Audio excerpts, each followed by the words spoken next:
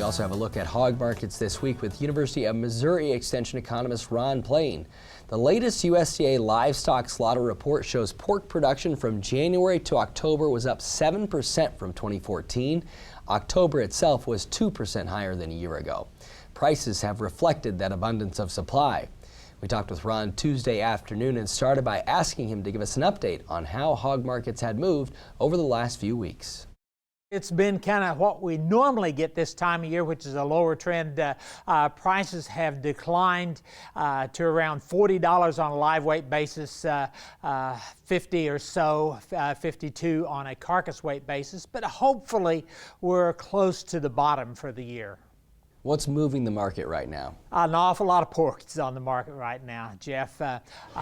Weights in mid-November were above a year ago for the first time after 34 consecutive weeks of being down, and hog slaughter is very high.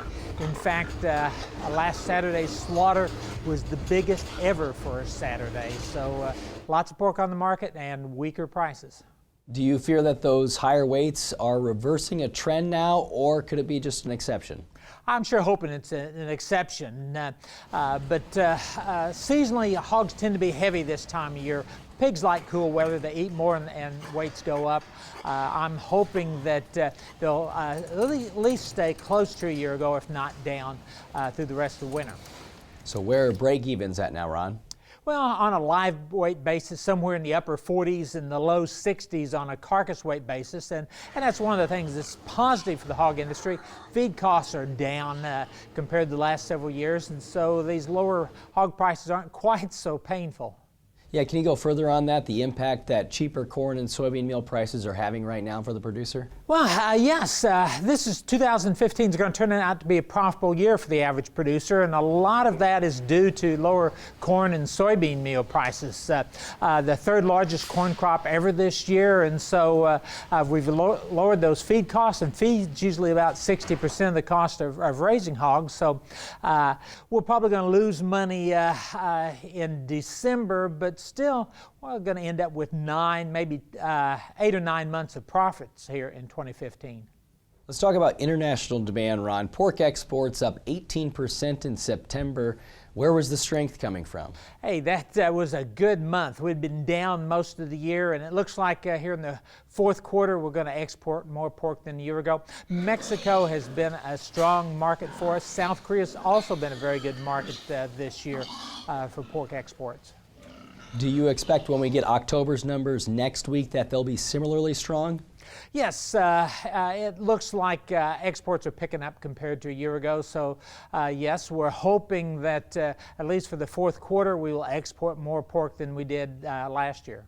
What's your confidence level in those big buyers, South Korea, Mexico, Japan? Do you have confidence that their economies are stable enough that they'll be willing to still buy? Well, both the South Korean economy and the Mexican economy seems to be doing well. I'm confident we'll move good quantities of pork there. Also, some indication we may be able to put more pork into China during the fourth quarter this year than we did a year ago.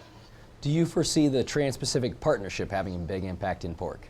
Eventually, yes. U.S. hog farmers are very competitive on the world stage, but implementing this Trans-Pacific Partnership trade agreement is a 2-year process just to finalize, for countries to vote on it and finalize it. So it's more down the road benefit for hog farmers than anything it's going to do in 2016.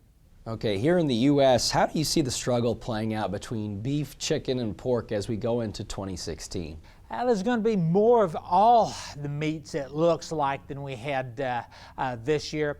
But for the pork industry, probably the smallest increase of the major meats, up about 1.7% by USDA's latest forecast. Pretty hefty increase expected in both chicken and beef.